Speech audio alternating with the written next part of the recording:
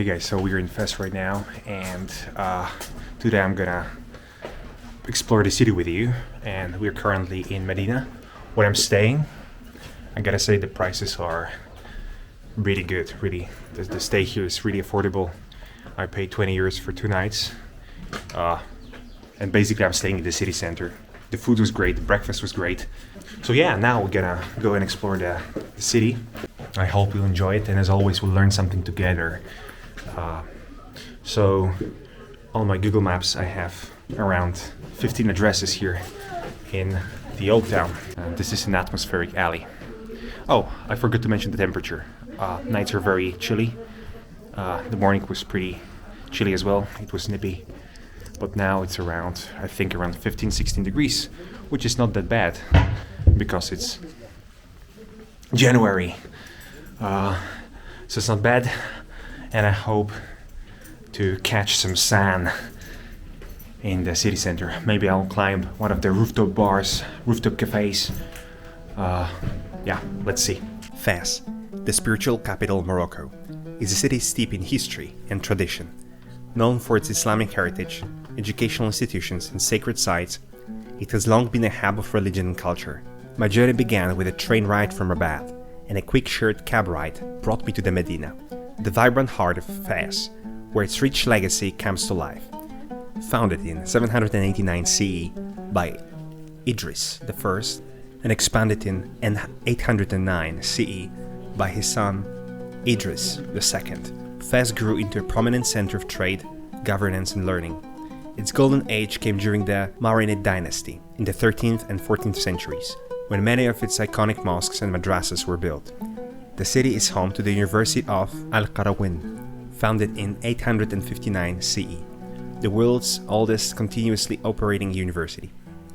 Its Medina's mosques, mausoleums, and scholarly institutions solidify Fez's role as the spiritual heart of Morocco. My exploration began in the heart of the Medina of Fes, one of the largest and most densely populated in the world. This vibrant maze of narrow alleys and souks is alive with the hum of daily life, where every turn reveals something extraordinary. A colorful market stall, a century-old fountain, or a hidden courtyard filled with blooming orange trees. The Medina feels like stepping into a living museum, where history and tradition are woven seamlessly into the fabric of daily life. Among the highlights of my visit was the Nejjarine Museum of Wooden Arts and Crafts, a stunning showcase of Moroccan woodworking housed in a beautifully restored caravanserai. The craftsmanship on display is mesmerizing, with intricate carvings that reflect the timeless artistry of Fez's skilled artisans.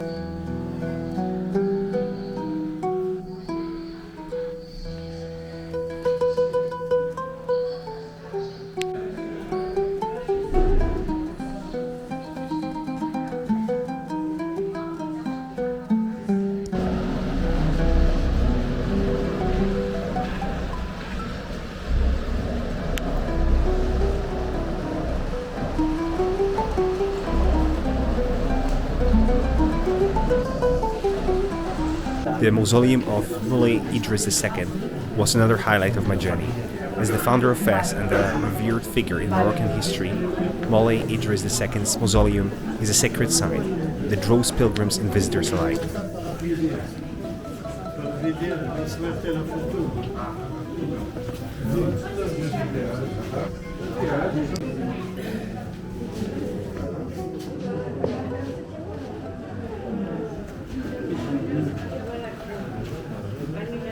Nearby, the Al-Qarawiyyin madrasa's intricate tile work and peaceful courtyards offered a serene glimpse into the city's educational legacy.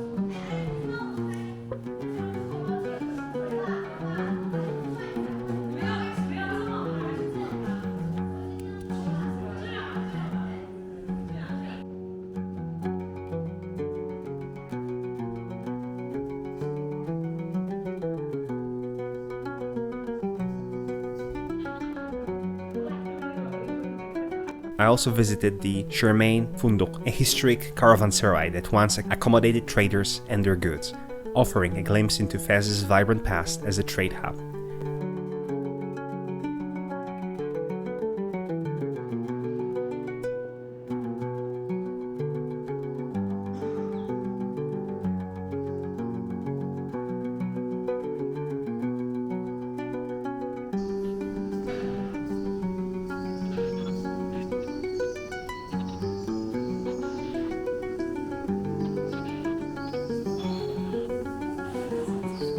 Cheratai Madrasa is a hidden treasure of Morocco's spiritual and architectural heritage. Established in 1670 by Sultan Moulay Rashid, the Madrasa, Islamic school, was built to accommodate students of Islamic law and theology. Unlike some other madrasas known for their lavish decoration, Cheratai Madrasa is remarkable for its functional simplicity, with a design focused on fostering study and devotion. The madrasa features over 100 tiny dormitory cells arranged around a serene central courtyard. The courtyard is adorned with the hallmark elements of Moroccan craftsmanship: carved cedar wood, Zelig tile work, and stucco designs. A visit to the Cheratai Madrasa offers a quieter, less touristy glimpse into the educational and spiritual life of Morocco during the 17th century. It's a fascinating stop for history buffs and those seeking to experience Fez beyond its bustling souks.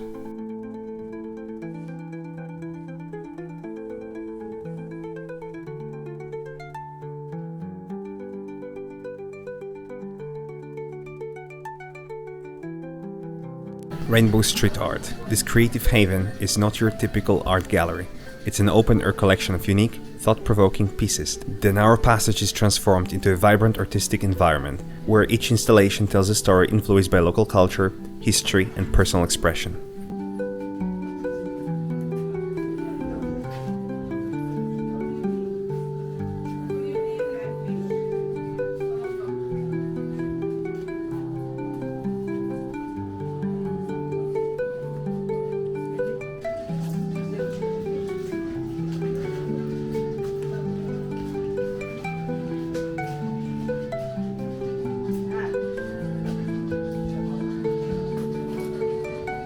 Nearby, Dar al-Magana, an ancient water clock from the city's golden age, stood as a testament to its ingenuity and innovation.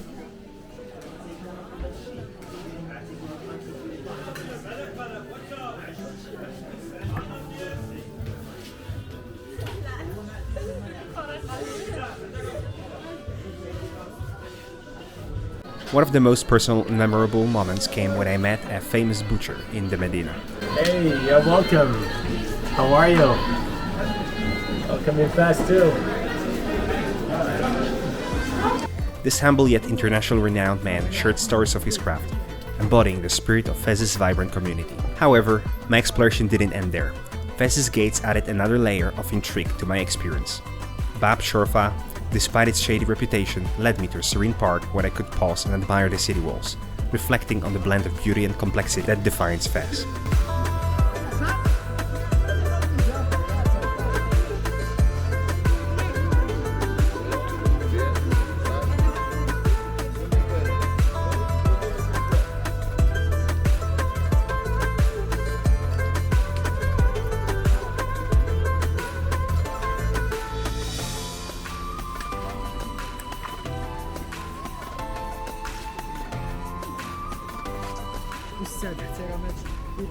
So finally, I have a chance to talk to you guys, because pulling out my camera in this crowd there on the other side of this wall in the old market is suicidal.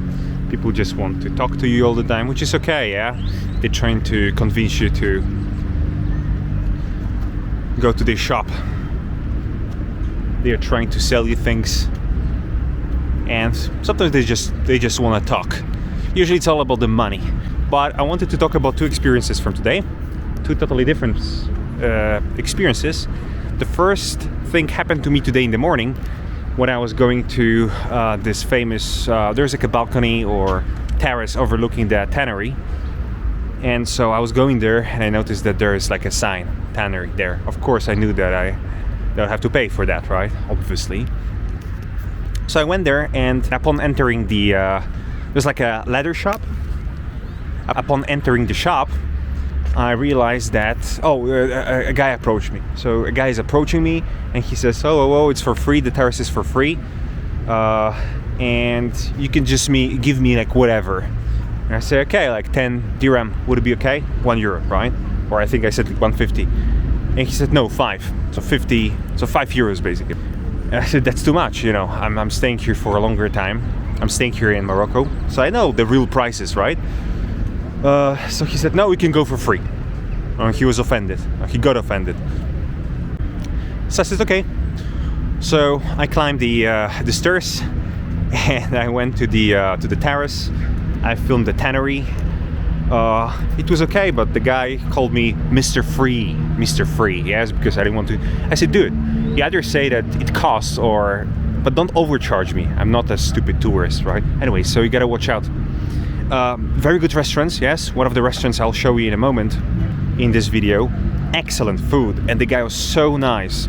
It was slightly, I wouldn't say it was overpriced. It wasn't cheap, but I think that I paid €6 for like I think it was like for the whole meal. It was like eggs with meat, onion, and like sweet onion. But anyways, you'll see it in a second.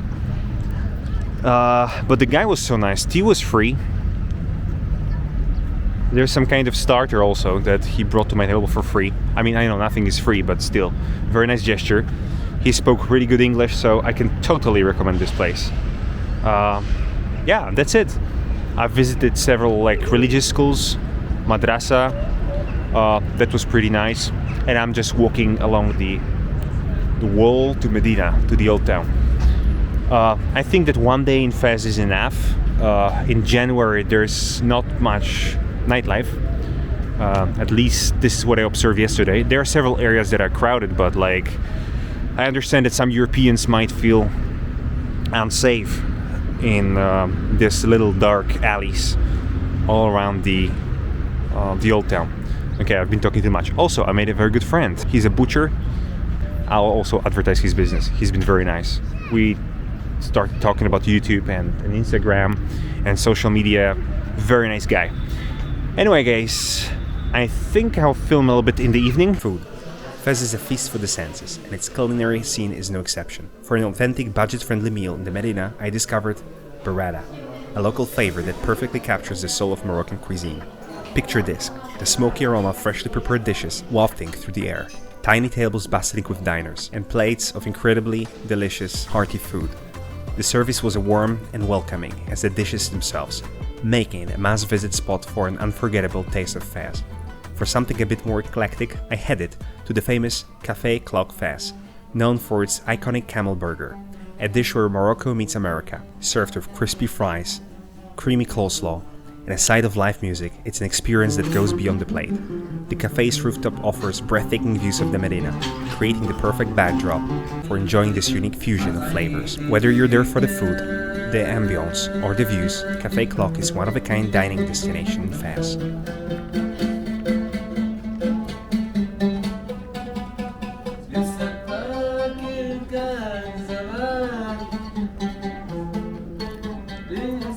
Cost. 10 dirham is roughly €1. Hotel Der Atlas, 19 euros, 2 nights, single room. Train from Rabat to Fez between 100 and 170 dirham.